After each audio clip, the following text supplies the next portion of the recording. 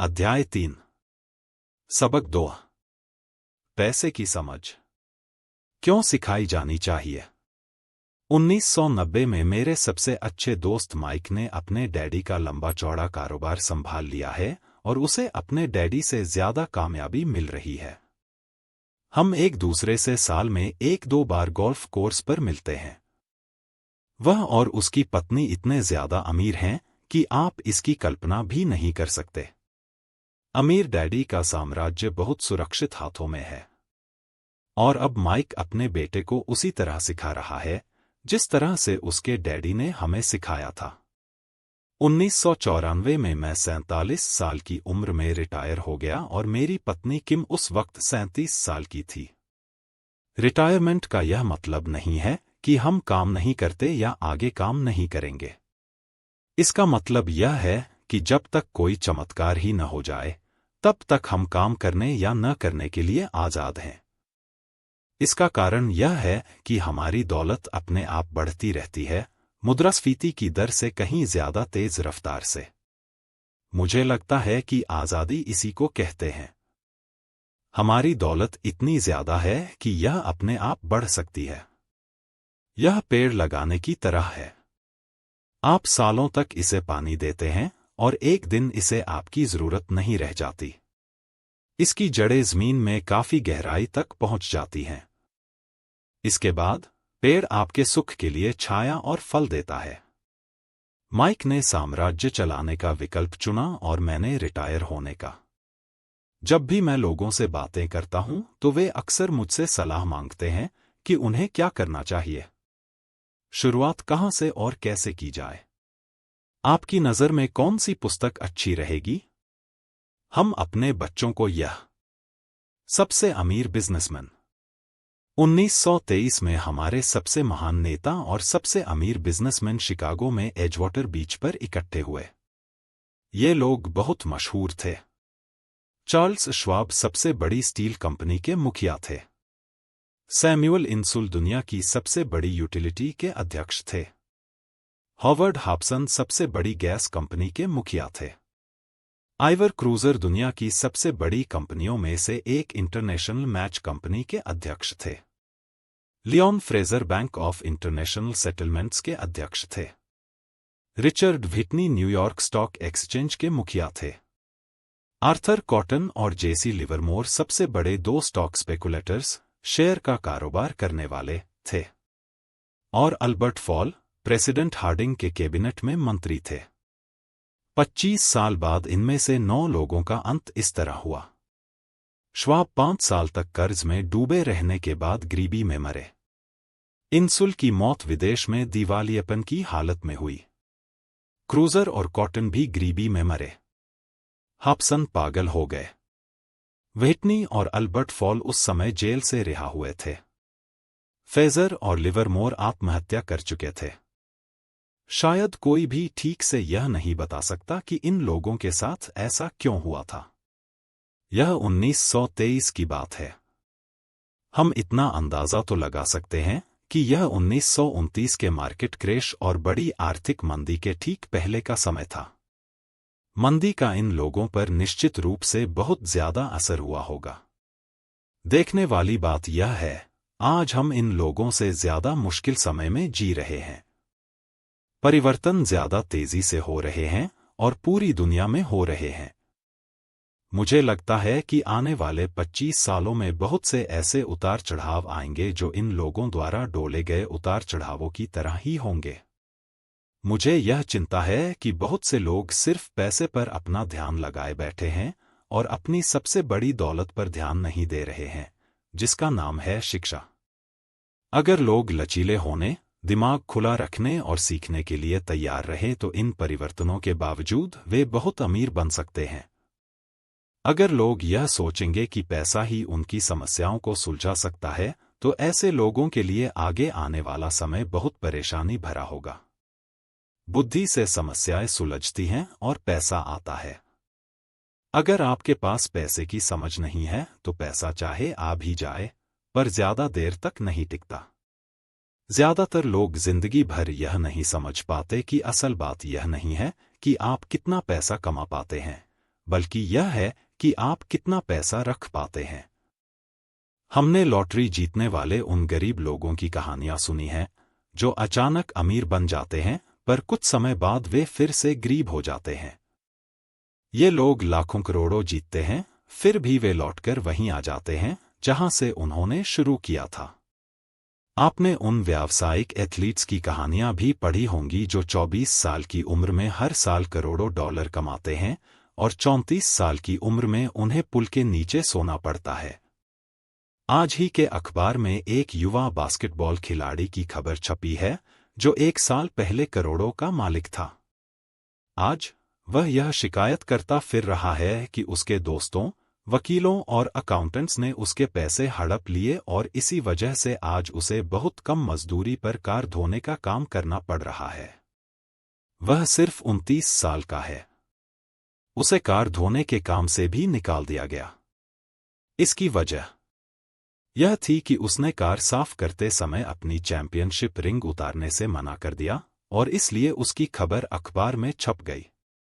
वह अपने निकाले जाने का विरोध कर रहा है और कहता है कि यह भेदभाव है। अंगूठी ही तो उसकी महान जिंदगी की इकलौती निशानी है।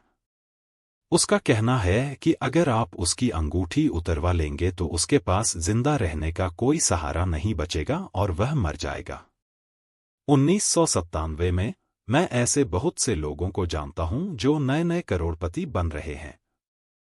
एक बार फिर यह 1920 के उछाल वाले दशक की याद दिला देता है।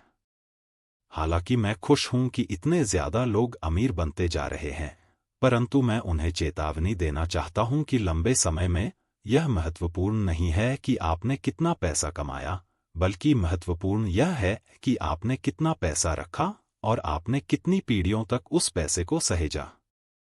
तो जब लोग मुझसे पूछते हैं हम किस तरह शुरू करें या मुझे बताइए कि जल्दी से अमीर कैसे बना जा सकता है, तो वे मेरे जवाब से बहुत निराश होते हैं। मैं उनसे सिर्फ यही कहता हूं जो मेरे अमीर डैडी ने मुझसे बचपन में कहा था। अगर तुम अमीर बनना चाहते हो तो तुम्हारे पास पैसे की समझ होनी चाहिए। जब भी मैं अमीर डैडी से मिलता था, यह विचार मेरे दिमाग में हर बार ठोका जाता था। जैसा मैंने कहा, मेरे पढ़े लिखे डैडी हमेशा किताबें पढ़ने के फायदे बताते रहते थे। दूसरी तरफ मेरे अमीर डैडी वित्तीय साक्षरता या पैसे की समझ विकसित करने पर जोर देते थे। अगर आप एम्पायर स्टेट बिल्डिंग बनाने जा रहे हैं तो सबसे पहले आपको एक गहरा गड्ढा खोदना पड़ेगा और एक मजबूत नींव डालनी होगी। अगर आप किसी उपनगर में एक घर बनाने जा रहे हैं तो आपको सिर्फ 6 इंच का कंक्रीट का स्लैब डालना होगा। ज्यादातर लोग अमीर बनने के चक्कर में 6 इंच के स्लैब पर एम्पायर स्टेट बिल्डिंग खड़ी करना चाहते हैं। हमारा स्कूल सिस्टम उस जमाने का है जब खेती किसानी ही अर्थव्यवस्था का आधार थी। आज भी यह बिना नींव के घरों में भरोसा करता है। धूल का फर्श आज भी लोकप्रिय है। इसलिए स्कूल से निकलने वाले बच्चों की कोई आर्थिक नींव नहीं होती है। एक दिन जब उन्हें नींद नहीं आती और वे कर्ज में डूब जाते हैं तो वे अमेरिकी सपने को देखते हैं और यह फैसला करते हैं कि पैसे की जो समस्या उनके सामने खड़ी है उसे अमीर होकर ही सुलझाया जा सकता है। इमारत बनना शुरू हो जाती है। यह तेजी से ऊपर बढ़ती है और जल्द ही एम्पायर स्टेट बिल्डिंग के बजाय हमारे पास सबर्बिया का लीनिंग टावर होता है। हमारी रातों की नींद एक बार फिर उड़ जाती है। माइक और मेरे लिए दोनों ही विकल्प संभव थे क्योंकि हमारी आर्थिक नींव मजबूत थी और पैसे की समझ हमें बचपन से ही सिखाई गई थी। देखा जाए तो अकाउंटिंग शायद दुनिया का सबसे बोरिंग विषय है। यह बहुत उलझन भरा विषय भी है, परंतु अगर आप लंबे समय तक अमीर बने रहना चाहते हैं तो यह सबसे महत्वपूर्ण विषय भी है। सवाल यह है कि आप इस बोरिंग और उलझन भरे विषय को अपने बच्चे को किस तरह सिखा सकते हैं। इस सवाल का जवाब है, इसे आसान बनाकर पहले इसे तस्वीरों के जरिए सिखाएं। अमीर डैडी ने माइक और मेरे लिए एक मजबूत आर्थिक नींव डाली थी। चूंकि हम लोग छोटे बच्चे थे, इसलिए उन्होंने हमें सिखाने का एक आसान तरीका ईजाद किया। सालों तक वे केवल चित्र बनाते रहे और उनके साथ शब्दों का इस्तेमाल करके हमें समझाते रहे। जब माइक और मैंने उन आसान डायग्राम्स की मदद से आर्थिक शब्दावली और पैसे के खेल को समझ लिया, तो इसके कई सालों बाद अमीर डैडी ने अंकों को जोड़ना शुरू किया। आज माइक को जितने अकाउंटिंग विश्लेषण की जरूरत है, वह उससे भी कहीं सूक्ष्म और जटिल विश्लेषण कर सकता है। उसके पास 10 अरब डॉलर का साम्राज्य है। मैं इतना ज्यादा जटिल विश्लेषण नहीं करता, क्योंकि मेरा साम्राज्य छोटा है, परंतु हम दोनों की ही नींव आसान नींव थी। आगे आने वाले पृष्ठों में मैं आपके सामने वही आसान से चित्र खींचूंगा जो माइक के डैडी ने हमारे लिए खींचे थे। हालांकि वे आसान हैं, परंतु इन चित्रों के सहारे उन्होंने 2 छोटे बच्चों को ठोस और गहरी नींव पर दौलत का बड़ा महल बनाना सिखाया। नियम 1। आपको संपत्ति, एसेट्स और दायित्व, लायबिलिटीज का अंतर पता होना चाहिए और हमेशा संपत्ति ही खरीदनी चाहिए। अगर आप अमीर बनना चाहते हैं, तो आपको बस इतना ही जानने की जरूरत है। यह पहला नियम है। यही इकलौता नियम है। यह बहुत आसान लगता है, परंतु ज्यादातर लोगों को यह पता ही नहीं है कि यह नियम कितना महत्वपूर्ण है। ज्यादातर लोग पैसे की समस्याओं में सिर्फ इसलिए उलझे रहते हैं क्योंकि उन्हें यह पता ही नहीं होता कि संपत्ति और दायित्व में क्या फर्क होता है। अमीर लोग संपत्ति इकट्ठी करते हैं। गरीब और मध्यवर्गीय लोग दायित्व इकट्ठे करते हैं, और मजे की बात यह है कि उन लोगों को यह लगता है कि वे संपत्ति इकट्ठी कर रहे हैं। जब अमीर डैडी ने माइक और मुझे यह बताया तो हमने सोचा कि वे मजाक कर रहे हैं।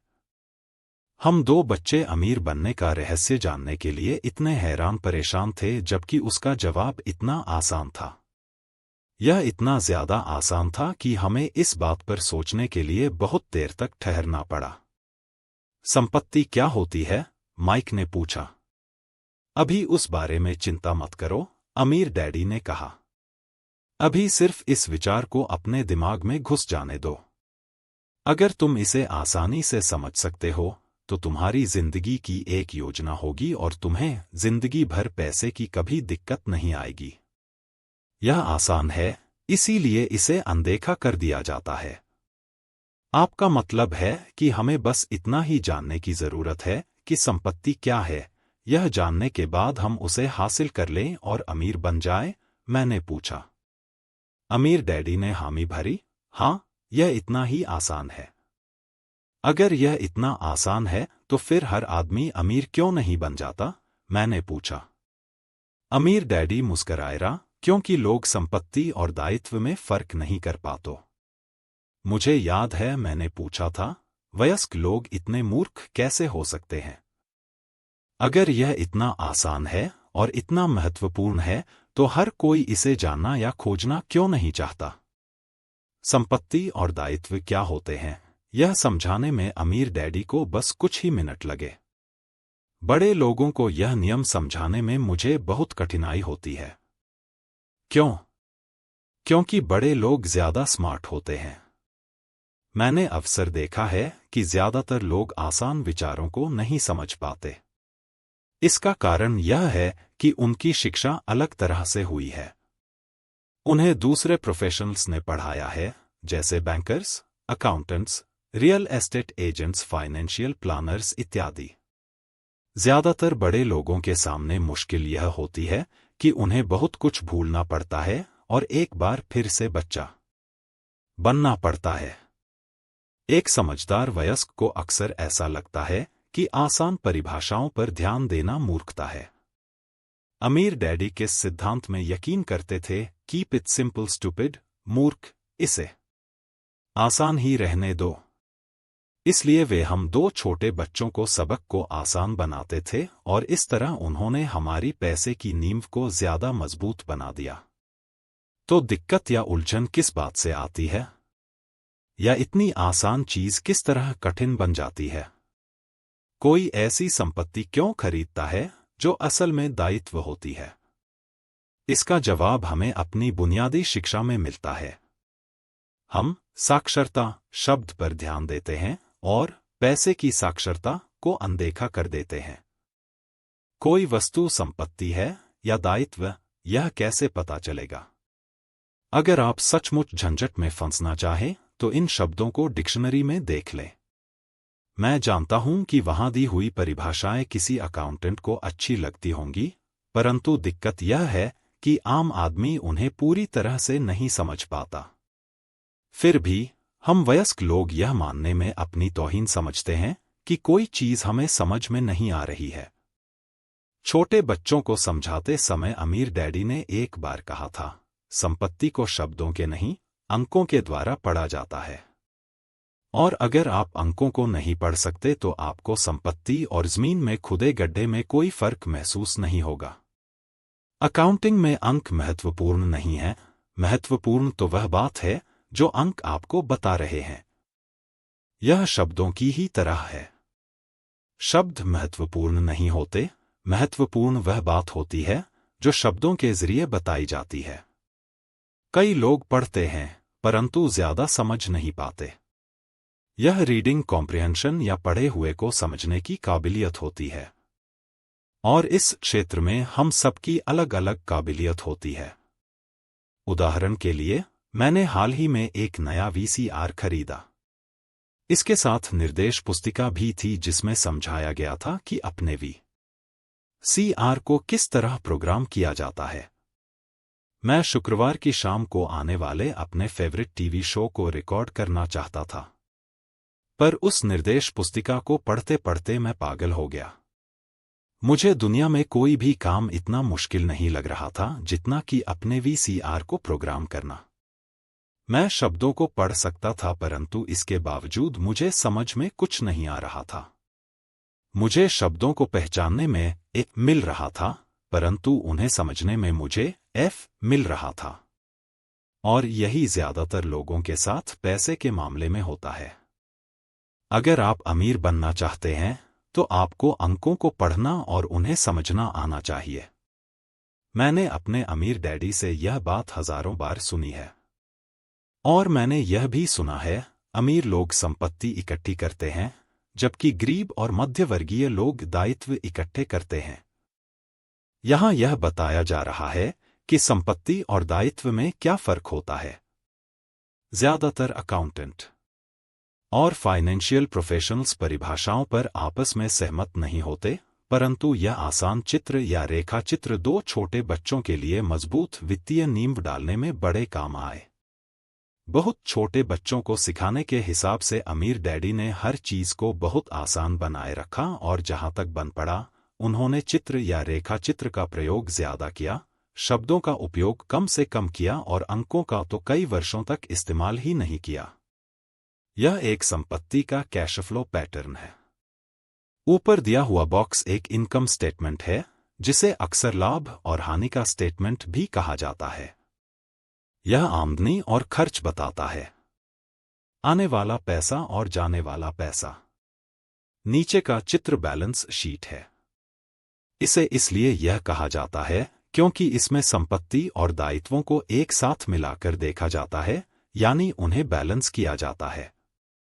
कुछ लोग जिनमें पैसे की समझ नहीं होती, इनकम स्टेटमेंट और बैलेंस शीट के बीच के संबंध को नहीं जानते। यह संबंध जानना बहुत जरूरी है।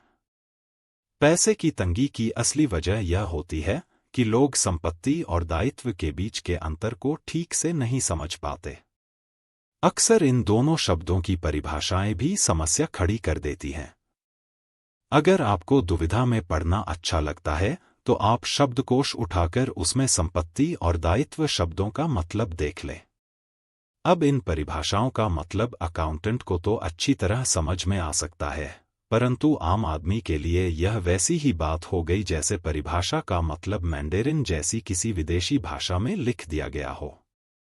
आप परिभाषा में लिखे हुए शब्दों को तो पढ़ सकते हैं परंतु उन्हें अच्छी तरह समझना कठिन है। इसलिए जैसा मैंने पहले कहा था, मेरे अमीर डैडी ने हमेशा दोनों छोटे बच्चों को यह आसान परिभाषा सिखाई। संपत्ति वह होती है जो आपकी जेब में पैसा डालती है। अच्छी, आसान और उपयोग में आने वाली परिभाषा। यह एक दायित्व का कैश फ्लो पैटर्न है। अब चूंकि संपत्ति और दायित्व को चित्रों से समझा दिया गया है, इसलिए शब्दों में दी गई परिभाषाओं को समझना ज्यादा आसान होगा। संपत्ति वह चीज है जो मेरी जेब में पैसे डालती है। दायित्व वह चीज है जो मेरी जेब से पैसे निकालती है। वास्तव में आपको इतना ही जानने की जरूरत है। अगर आप अमीर बनना चाहते हैं तो आप जिंदगी भर संपत्ति खरीदते रहिए। अगर आप गरीब या मध्यवर्गीय आदमी बनना चाहते हैं तो आप दायित्व खरीदते रहिए। इनके बीच के फर्क को न जानने से ज्यादातर लोग जीवन भर पैसे की तंगी से परेशान रहते हैं। पैसों के लिए आदमी इसलिए परेशान होता रहता है क्योंकि वह न तो शब्दों को समझ पाता है न ही अंकों को। जिन लोगों के सामने पैसे की मुश्किलें आ रही हैं, उन्हें यह समझ लेना चाहिए कि शब्दों या अंकों में ऐसा कुछ है जिसे वे पढ़ नहीं पा रहे हैं। कोई चीज ठीक से उनकी समझ में नहीं आ रही है। अमीर लोग इसलिए अमीर होते हैं क्योंकि इस मामले में वे पैसे की तंगी से परेशान लोगों से ज्यादा समझदार होते हैं। तो अगर आप अमीर बनना चाहते हैं और अपनी दौलत को बनाए रखना चाहते हैं तो पैसे की साक्षरता और समझदारी महत्वपूर्ण है, शब्दों में भी और अंकों में भी। चित्रों में जो तीर लगे हैं वे पैसे के बहाव यानी कैश फ्लो को बताते हैं। ध्यान रखिए, सिर्फ अंकों से पूरी बात समझ में नहीं आती है और सिर्फ शब्दों से भी पूरी बात समझ में नहीं आती है। महत्व तो पूरी कहानी का होता है। किसी वित्तीय रिपोर्ट में अंकों को पढ़ना प्लॉट या कहानी ढूंढने की तरह ही है। पैसा कहा जा रहा है, इस बात की कहानी। 80% परिवारों की पैसे की कहानी यह होती है कि वे अमीर बनने के लिए कड़ी मेहनत करते जाते हैं। इसका कारण यह नहीं है कि वे पैसा नहीं कमाते, या असली कारण यह है कि वे जिंदगी भर संपत्ति की जगह दायित्व खरीदते रहते हैं। उदाहरण के तौर पर, यह एक गरीब आदमी या घर पर रहने वाले नौजवान का कैश फ्लो पैटर्न है। जैसा कि आप देख सकते हैं, ये सभी चित्र बहुत ज्यादा सरल बना दिए गए हैं। हम में से हर एक को जिंदा रहने के लिए खर्च करना पड़ता है। हम सभी को रोटी, कपड़े और मकान की जरूरत होती है। चित्र यह बताते हैं कि गरीब, मध्यवर्गीय और अमीर आदमी की जिंदगियों में पैसा किस तरह आता जाता है। कैश फ्लो पूरी कहानी बता देता है। इस कहानी में यह बताया जाता है कि वह आदमी अपने पैसे का किस तरह इस्तेमाल करता है। एक बार पैसा हाथ में आ जाने के बाद वह उस पैसे का क्या करता है। मैंने अपनी कहानी अमेरिका के सबसे अमीर व्यक्तियों से इसलिए शुरू की ताकि मैं यह बता सकूं कि इतने सारे लोगों की सोच में कहाँ गलती होती है। गलती यह होती है कि वे यह मानते हैं कि पैसे से सारी समस्याएं सुलझ जाती हैं। इसलिए जब लोग मुझसे फटाफट अमीर बनने के नुस्खे पूछते हैं तो मैं कांप जाता हूं। या यह कि उन्हें कहां से शुरू करना चाहिए। मैं अक्सर सुनता हूं, मैं कर्ज में हूं इसलिए मुझे और ज्यादा पैसे कमाने चाहिए। परंतु यह देखने में आया है कि ज्यादा पैसे से समस्या नहीं सुलझती। सच कहा जाए तो इससे समस्या और ज्यादा बढ़ सकती है। पैसा हमारी इंसानी कमजोरियों को अक्सर ज्यादा उभार देता है। पैसा अक्सर हमारे ऐसे पहलू पर रोशनी डालता है जिसके बारे में हम अनजान रहते हैं। इसलिए अगर किसी आदमी को अचानक बहुत सी दौलत मिल जाए, जैसे पैतृक संपत्ति, तनख्वाह में भारी बढ़ोतरी या उसकी लॉटरी लग जाए, तो पैसा मिलने के कुछ समय बाद वह अपने पुराने हाल में पहुंच जाता है और कई बार तो उससे भी बुरे हाल में। पैसा आपके दिमाग में चल रहे कैश फ्लो पैटर्न को उजागर करता है। अगर यह पैटर्न ऐसा है कि अपनी पूरी कमाई खर्च करनी है, तो इस बात की बहुत संभावना है कि आपकी आमदनी बढ़ेगी तो आपका खर्च अपने आप बढ़ जाएगा। इसलिए यह कहावत सही है, मूर्ख और उसके पैसे से शानदार दावतें होती हैं। मैंने यह कई बार कहा है कि हम स्कूल इसलिए जाते हैं ताकि हम शैक्षणिक और व्यावसायिक काबिलियत को हासिल कर सकें। निश्चित रूप से यह दोनों बहुत ही महत्वपूर्ण हैं। हमारी व्यावसायिक काबिलियत के कारण ही हम पैसा बनाना सीखते हैं। 1960 के दशक में जब मैं हाई स्कूल में था, यह माना जाता था कि अगर कोई पढ़ने लिखने में अच्छा है तो वह होनहार विद्यार्थी आगे जाकर डॉक्टर बनेगा। अक्सर उस बच्चे से यह नहीं पूछा जाता था कि क्या वह डॉक्टर बनना चाहेगा। यह मान लिया जाता था। इसका कारण यह था कि इस धंधे में सबसे ज्यादा पैसा नजर आता था। आज डॉक्टरों के सामने पैसे के बहुत से संकट हैं जो भगवान न करे किसी और के सामने हों। बीमा कंपनियां इस व्यवसाय पर काबू किए हैं, सरकार भी दखल दे रही है और अदालतों में मुआवजे के केस दायर हो रहे हैं इत्यादि।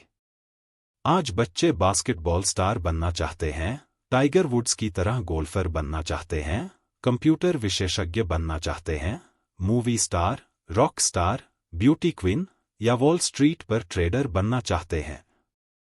इसलिए क्योंकि अब दौलत, शोहरत और इज्जत इन्हीं जगहों पर हैं। इसी कारण स्कूलों में बच्चों को अच्छा पढ़ने के लिए प्रेरित करना मुश्किल हो गया है। वे जानते हैं कि व्यावसायिक सफलता का शैक्षणिक सफलता से कोई सीधा संबंध नहीं है, जैसा कभी हुआ करता था। चूंकि विद्यार्थियों में स्कूल छोड़ते समय पैसे की कोई समझ नहीं होती है, इसलिए करोड़ों पढ़े लिखे लोग अपने कारोबार में तो सफल हो जाते हैं, परंतु बाद में वे पैसे की तंगी से जूझते रहते हैं। वे और ज्यादा मेहनत करते हैं, परंतु अपनी समस्याओं से जीत नहीं पाते। उनकी शिक्षा में कमी यह नहीं है कि उन्हें पैसा कमाना नहीं सिखाया गया, बल्कि यह है कि उन्हें पैसा खर्च करने का तरीका नहीं सिखाया गया। पैसा बनाने के बाद उसका किस तरह इस्तेमाल किया जाए और उसे किस तरह संभाला जाए, इसे पैसे की समझ कहते हैं। पैसा एक बार कमाने के बाद उसका क्या किया जाए, इसे अपने पास कितने लंबे समय तक रोका जाए और अपने पैसे से कड़ी मेहनत कैसे करवाई जाए। ज्यादातर लोग यह नहीं बता पाते कि उनकी पैसे की तंगी का कारण क्या है।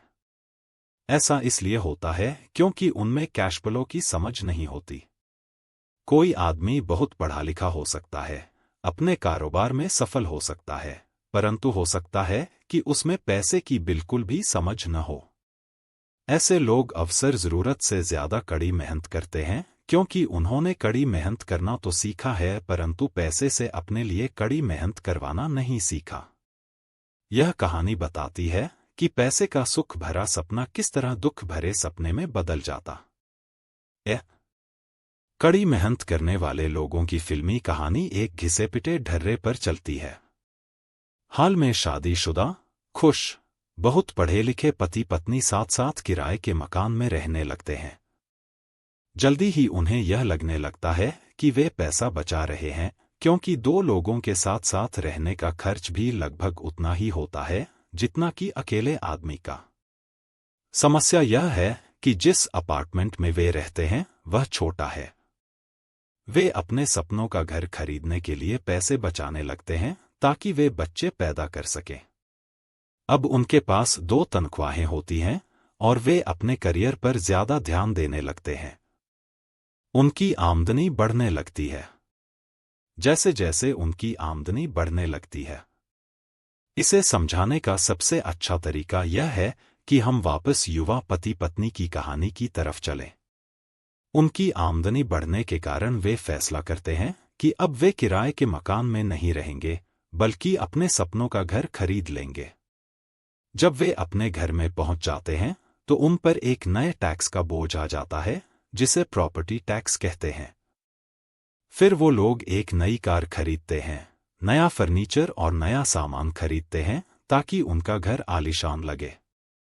अचानक वे अपने सपने से जागते हैं और देखते हैं कि उनके दायित्व का कॉलम बढ़ गया है। वे कर्ज में हैं और उन्हें बहुत से मॉर्टगेज ऋण और क्रेडिट कार्ड ऋण चुकाने हैं। अब वे चूहा दौड़ में फंस चुके हैं। एक बच्चा पैदा हो जाता है। वे और कड़ी मेहनत करते हैं। प्रक्रिया फिर दोहराई जाती है। ज्यादा पैसा आता है, उस पर ज्यादा टैक्स लगता है, जिसे ब्रैकेट क्रीप भी कहा जाता है। तभी उनके पास डाक में एक और क्रेडिट कार्ड आ जाता है। वे उसका इस्तेमाल करते हैं। वह खत्म हो जाता है। तभी एक लोन कंपनी का आदमी आकर उन्हें बताता है कि उनकी सबसे बड़ी संपत्ति, उनके घर की कीमत बढ़ गई है। कंपनी उन्हें एक बिल कंसोलिडेशन लोन देने का ऑफर देती है क्योंकि उनकी क्रेडिट बहुत अच्छी है।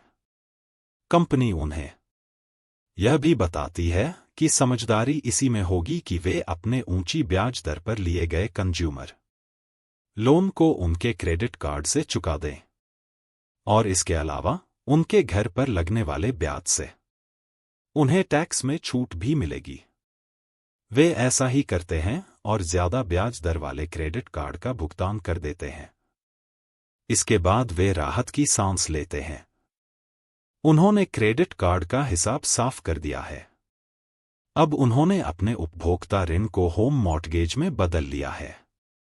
उनका भुगतान भी कम हो जाता है क्योंकि उन्हें अपने कर्ज को 30 साल की किश्तों में चुकाना है।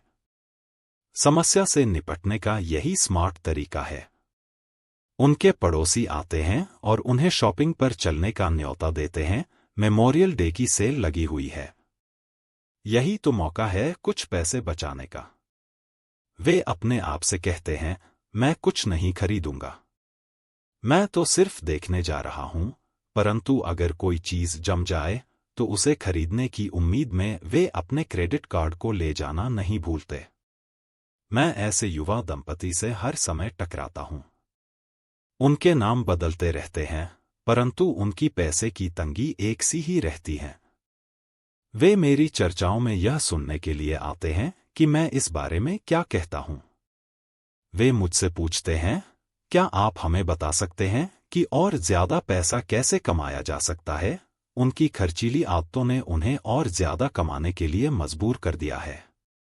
वे इतना भी नहीं जानते कि दरअसल समस्या पैसा कमाने की नहीं है, पैसा सही तरह से खर्च करने की है और यही पैसे की तंगी का कारण है।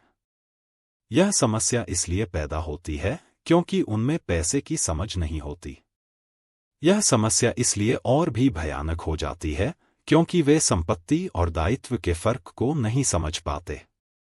मेरा मानना है कि ज्यादा पैसे से शायद ही कभी किसी की पैसे की समस्याएं सुलझती हैं। समस्याएं समझदारी से सुलझती हैं। मेरा एक दोस्त बार बार कर्ज में फंसे लोगों को यही सलाह देता है। अगर आपको लगता है कि आपने अपने आप को किसी गड्ढे में फंसा लिया है तो गड्ढा खोदना बंद कर दो। मेरे डैडी बचपन में हमें बताया करते थे कि जापानी 3 ताकतों को मानते थे, तलवार की ताकत, रत्नों की ताकत और दर्पण की ताकत। तलवार हथियारों की ताकत का प्रतीक थी। अमेरिका ने हथियारों पर खरबों डॉलर खर्च कर दिए हैं और इसी कारण वह आज विश्व में सबसे ताकतवर देश है। रत्न पैसे की ताकत का प्रतीक है। इस कहावत में कुछ तो सच्चाई है। यह स्वर्णिम नियम याद रखो, जिसके पास स्वर्ण है वही नियम बनाता है। दर्पण आत्मज्ञान का प्रतीक है। जापानी दंतकथा के अनुसार यह आत्मज्ञान इन तीनों में सबसे कीमती वस्तु थी। गरीब और मध्यवर्गीय लोग अक्सर धन की ताकत से नियंत्रित होते हैं। वे सुबह सुबह उठकर कड़ी मेहनत करने यानी नौकरी करने चले जाते हैं और खुद से यह तक नहीं पूछते कि क्या ऐसा करना समझदारी है। पैसे की समझ न होने के कारण ज्यादातर लोग पैसे की डरावनी ताकत को यह इजाजत दे देते हैं कि वह उन्हें काबू में कर ले। पैसे की ताकत उनके विरोध में इस्तेमाल होती है। अगर वे दर्पण की ताकत का इस्तेमाल करते तो वे खुद से यह सवाल पूछते, क्या इसमें समझदारी है? बहुत बार अपनी अंदरूनी समझदारी पर भरोसा करने के बजाय लोग भीड़ के साथ साथ चलने लगते हैं। वे कोई काम इसलिए करते हैं क्योंकि सभी लोग ऐसा करते हैं। वे सवाल पूछने के बजाय नकल करने लगते हैं। अक्सर वे नासमझी के कारण वही दोहराते हैं जो उन्हें सिखाया गया है। इस तरह के विचार कि आपका घर आपकी सबसे बड़ी पूंजी है, आपका घर आपका सबसे बड़ा निवेश है, अगर आप ज्यादा कर्ज लेते हैं तो आपको टैक्स में ज्यादा छूट मिलेगी। सुरक्षित नौकरी खोजो, गलतियां मत करो, खतरे मत उठाओ। ऐसा कहा जाता है कि ज्यादातर लोगों के लिए मौत से भी डरावनी चीज होती है भीड़ के सामने बोलने का डरा। मनोवैज्ञानिक कहते हैं कि ज्यादातर लोग सार्वजनिक मंच पर बोलने से इसलिए डरते हैं क्योंकि उन्हें यह डर होता है कि उनकी बुराई होगी, लोग बाग उनकी हंसी उड़ाएंगे, वे अकेले रह जाएंगे, सबसे कट जाएंगे और बिरादरी से अलग थलग कर दिए जाएंगे। सबसे अलग होने का डर या अकेले रह जाने का डर ही वह सबसे बड़ा कारण है जिस वजह से ज्यादातर लोग अपनी समस्या हल करने के लिए नए तरीके नहीं ढूंढते। इसीलिए मेरे पढ़े लिखे डैडी कहा करते थे कि जापानी लोग दर्पण की ताकत को सबसे ज्यादा महत्व देते थे, क्योंकि जब इंसान दर्पण में खुद को देखता है तभी उसे सच्चाई का पता चलता है। और ज्यादातर लोग खतरे मत उठाओ इसलिए कहते हैं क्योंकि वे खुद डरे हुए होते हैं। यह किसी भी चीज के बारे में कहा जा सकता है, जैसे खेल में, संबंधों में, करियर में, धन में। इसी समाज से कट जाने के डर के कारण लोग लीक पर चलते हैं और समाज की स्वीकृत मान्यताओं या लोकप्रिय प्रवृत्तियों के खिलाफ नहीं जाते। आपका घर एक संपत्ति है। बिल कंसोलिडेशन लोन लो और कर्ज से बाहर निकल जाओ। कड़ी मेहनत करो। प्रमोशन का सवाल। एक दिन में वाइस प्रेसिडेंट बन जाऊंगा। पैसे बचाओ। जब मेरी तनख्वाह बढ़ेगी तो मैं एक बड़ा घर खरीद लूंगा। म्यूचुअल फंड सुरक्षित हैं। टिकल मी एल्मो डॉल्स अभी स्टॉक में नहीं है, परंतु मेरे पास एक डील रखी हुई है जो दूसरा ग्राहक अब तक लेने नहीं आया है। भीड़ के साथ चलने और पड़ोसियों के ऐशोआराम की नकल के कारण पैसे की बहुत सी समस्याएं पैदा होती हैं। कई बार हम सभी को दर्पण में देखने की जरूरत होती है और हमें अपने डर के बजाय अपनी अंदरूनी समझदारी से सोचना चाहिए। जब माइक और मैं 16 वर्ष के हुए तो हमें स्कूल में समस्याएं आने लगी थी। हम बुरे बच्चे नहीं थे, हम केवल अपने आप को भीड़ से अलग कर रहे थे। स्कूल के बाद और शनिवार रविवार को हम माइक के डैडी के लिए काम करते थे। माइक और मैं अक्सर घंटों तक उसके डैडी के साथ बैठे रहते थे जब वे अपने बैंकर्स, वकीलों, अकाउंटेंट, ब्रोकर, निवेशकों, मैनेजर्स और कर्मचारियों के साथ चर्चा करते थे। माइक के डैडी ने 13 साल की उम्र में स्कूल छोड़ दिया था और अब वे पढ़े लिखे लोगों को रास्ता दिखा रहे थे, उन्हें आदेश और निर्देश दे रहे थे, उनसे सवाल पूछ रहे थे। पढ़े लिखे लोग उनकी एक आवाज पर दौड़े चले आते थे और उनके गुस्से से डरते थे। यह आदमी कभी भीड़ के साथ नहीं चला। इस आदमी ने खुद के दम पर सोचा और फैसले किए। उन्हें इन शब्दों से चिढ़ होती थी, हमें इसे इस तरह से इसलिए करना पड़ेगा क्योंकि सभी लोग इसी तरह से करते हैं। वे नहीं हो सकता से भी बहुत चिढ़ते थे। अगर आप उनसे कोई काम करवाना चाहते थे तो आपको बस इतना ही कहना था, मुझे लगता है कि आप इसे नहीं कर सकते। माइक और मैं उनके साथ रहकर जितना सीखे उतना हमने स्कूल में बिताए सालों में कभी नहीं सीखा, कॉलेज में भी नहीं। माइक के डैडी के पास स्कूल की शिक्षा तो नहीं थी, परंतु उनके पास पैसे की शिक्षा थी और इसी कारण वे सफल भी थे। वे हमें बार बार बताया करते थे, एक समझदार आदमी अपने से ज्यादा समझदार लोगों को नौकरी पर रख सकता है। इसलिए माइक और मुझे समझदार लोगों की बातें सुनने और उनसे सीखने का लाभ मिला। परंतु इसके कारण माइक और मैं दोनों ही उस सामाजिक मान्यता के साथ नहीं चल पाए जो हमारे शिक्षक हमें सिखाते थे, और इस वजह से कई समस्याएं पैदा हो गई। जब कोई टीचर कहता था, अगर तुम्हें अच्छे नंबर नहीं मिलते हैं तो तुम दुनिया में कुछ नहीं कर सकते, तो माइक और मैं अपनी भौहें चढ़ा लेते थे। जब हमें घिसे पिटे ढर्रे पर चलने को कहा जाता था और नियमों का अक्षरशः पालन करना सिखाया जाता था, तो हमें यह लगता था कि स्कूली शिक्षा दरअसल रचनात्मकता का गला घोंट देती है।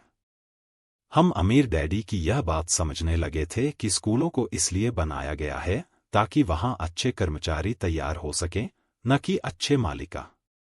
कभी कभार माइक या मैं टीचर से पूछते थे कि हम जो पढ़ रहे हैं उसकी असली जिंदगी में क्या उपयोगिता है, या यह कि हमें पैसे के बारे में क्यों नहीं पढ़ाया जाता है।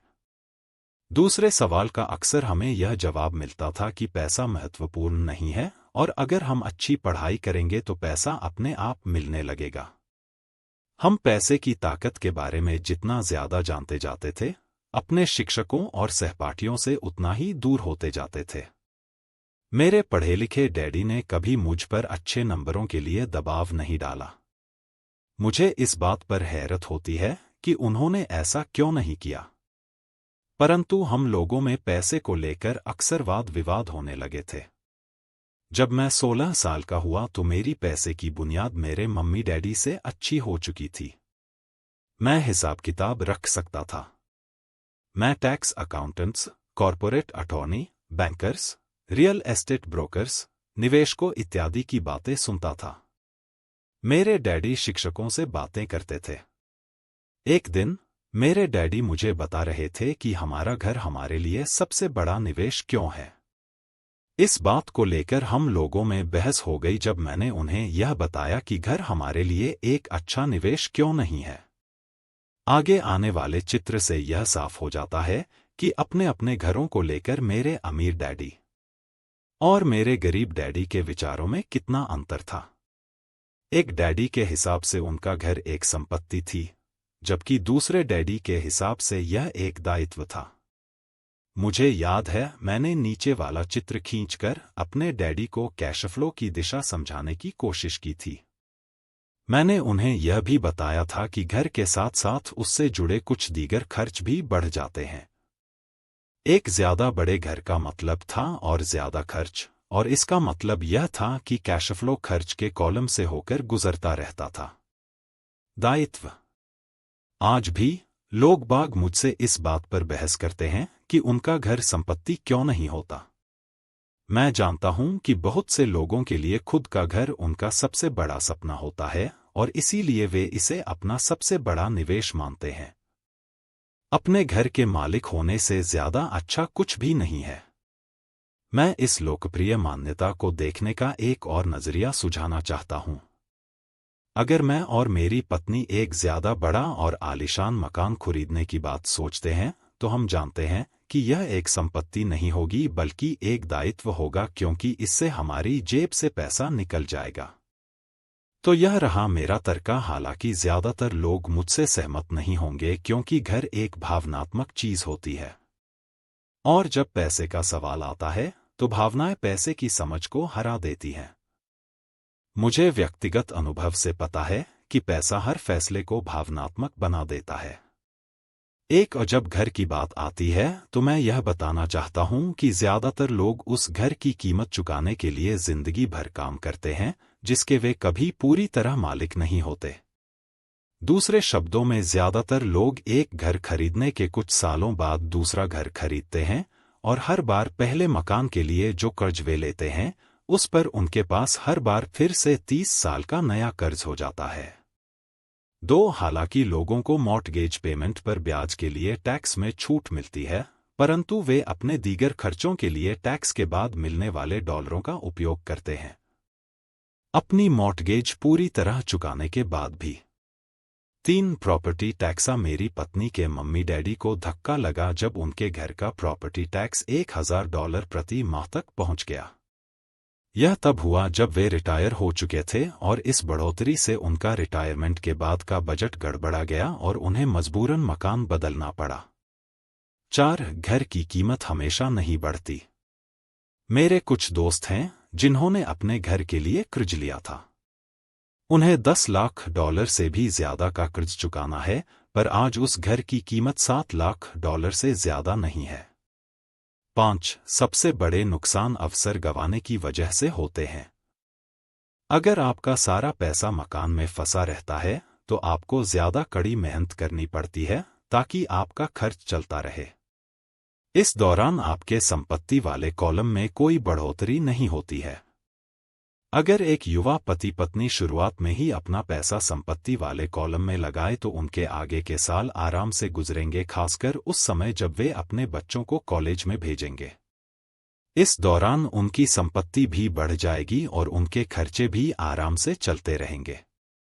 अक्सर ऐसा होता है कि आपका घर आपके बढ़ते हुए खर्च के भुगतान के लिए होम इक्विटी लोन का साधन बन जाता है। संक्षेप में, अपना घर खरीदने का फैसले बहुत खर्चीला पड़ता है। इसके बजाय बेहतर यह होगा कि जल्दी ही इन्वेस्टमेंट पोर्टफोलियो बना लिया जाए। किसी आदमी पर इसका असर कम से कम 3 तरह से पड़ता है। एक, समय की बर्बादी, क्योंकि इस दौरान दूसरी संपत्तियों का मूल्य बढ़ गया होता। 2, अतिरिक्त पूंजी की बर्बादी, जिसे दोबारा निवेश किया जा सकता था, जबकि घर खरीदने के बाद आपको घर से सीधे जुड़े बहुत से खर्च उठाने पड़ते हैं। 3, शिक्षा की बर्बादी। अक्सर ऐसा होता है कि लोग यह मानते हैं कि उनके संपत्ति वाले कॉलम में उनका घर, बचत और रिटायरमेंट प्लान आते हैं। चूंकि उनके पास निवेश करने के लिए पैसा नहीं होता, इसलिए वे बिल्कुल भी निवेश नहीं करते हैं। इस कारण उन्हें निवेश का अनुभव कभी नहीं मिल पाता। ज्यादातर लोग कभी एक समझदार निवेशक नहीं बन पाते। और सबसे बढ़िया निवेश सामान्य तौर पर सबसे पहले समझदार निवेशकों को बेचे जाते हैं, जो बाद में उन्हें सुरक्षित खेलने वाले लोगों को बेचते हैं। मेरे पढ़े लिखे डैडी का फाइनेंशियल स्टेटमेंट चूहा दौड़ में फंसे व्यक्ति का सबसे अच्छा उदाहरण है। उनके खर्च हमेशा उनकी आमदनी से ज्यादा होते थे, इसलिए उन्हें संपत्ति में निवेश करने का मौका ही नहीं मिलता था। इसका नतीजा यह होता था कि उनके दायित्व, जैसे मॉर्टगेज और क्रेडिट कार्ड के कर्ज, उनकी संपत्ति से कहीं ज्यादा होते थे। अगला चित्र 1000 शब्दों की तरह एक कहानी बताता है। पढ़े लिखे डैडी का फाइनेंशियल स्टेटमेंट और जैसे जैसे उनकी तनख्वाह बढ़ती है, उनके टैक्स भी बढ़ते जाते हैं। इसके साथ ही आमदनी बढ़ने पर उनके खर्च भी बढ़ जाते हैं, इसीलिए इसे चूहा दौड़ कहा गया है। यह लोग मानते हैं कि उनका घर उनकी मूल संपत्ति है और इसीलिए वे आमदनी दिलाने वाली संपत्ति में निवेश नहीं करते। मध्य वर्ग को पैसे की तंगी क्यों होती है? आज की कर्जदार सोसाइटी 2 बातें मानती है। पहली यह कि खुद का घर एक निवेश होता है, और दूसरी यह कि तनख्वाह बढ़ने पर खर्च भी बढ़ना चाहिए या एक ज्यादा बड़ा घर खरीद लेना चाहिए। बढ़ते हुए खर्च के कारण परिवार ज्यादा कर्ज में फंस जाते हैं और उन्हें पैसे की और ज्यादा तंगी का सामना करना पड़ता है, हालांकि वे अपनी नौकरियों में लगातार तरक्की रहे हैं और उनकी तनख्वाह लगातार बढ़ती जा रही है। इसे हाई रिस्क लिविंग या बहुत जोखिम भरी जीवन शैली कहा जाता है, और इसका कारण यह है कि ऐसे लोगों में पैसे की समझ नहीं होती। 1990 के दशक में नौकरियों में भारी कटौती से यह बात पता चली कि मध्य वर्ग पैसे के मामले में कितना असुरक्षित है। अचानक कंपनी पेंशन प्लान की जगह पर 401 के प्लान आ गए हैं। सोशल सिक्योरिटी निश्चित रूप से संकट में है और इसे रिटायरमेंट का सहारा नहीं बनाया जा सकता। मध्य वर्ग में घबराहट का माहौल पैदा हो गया है। आज एक अच्छी बात यह है कि ज्यादातर लोग यह बातें समझते हैं और इसलिए उन्होंने म्यूचुअल फंड खरीदना शुरू कर दिया है। निवेश में हुई बढ़ोतरी के कारण ही हमने स्टॉक मार्केट में इतनी तेजी देखी है। आज मध्य वर्ग की बढ़ती मांग को पूरा करने के लिए नए नए म्यूचुअल फंड बनते जा रहे हैं। म्यूचुअल फंड इसलिए लोकप्रिय हैं क्योंकि वे सुरक्षा के प्रतीक हैं। औसत म्यूचुअल फंड खरीदने वाले आदमी नौकरी में, टैक्स और मॉर्टगेज चुकाने में, अपने बच्चों की कॉलेज की फीस के लिए पैसे बचाने में और अपने क्रेडिट कार्ड का हिसाब साफ करने में बहुत ज्यादा व्यस्त हैं। उनके पास इतना समय नहीं है कि वे निवेश करने की कला सीख सकें, इसलिए वे म्यूचुअल फंड के मैनेजर की काबिलियत पर भरोसा करते हैं। साथ ही चूंकि म्यूचुअल फंड कई तरह के निवेश करता है, इसलिए उन्हें ऐसा लगता है कि उनका पैसा ज्यादा सुरक्षित है क्योंकि यह कई टुकड़ों में बंट गया है या डाइवर्सिफाइड हो गया है। पढ़े लिखे मध्य वर्ग का यह समूह म्यूचुअल फंड ब्रोकर्स और फाइनेंशियल प्लान डाइवर्सिफाई सिद्धांत को सही मानता है।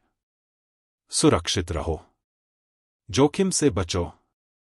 प्लानर्स के असली त्रासदी यह है कि पैसे की समझ न होने के कारण औसत मध्यवर्गीय लोग खतरों का सामना करते हैं। उनके सुरक्षित खेलने का असल कारण यह होता है कि उनके पास पैसे की तंगी होती है। उनकी बैलेंस शीट में बैलेंस नहीं होता। उनका संपत्ति वाला कॉलम तो खाली रहता है, जहां से आमदनी आती है, जबकि उनके दायित्वों वाला कॉलम पूरा भरा रहता है।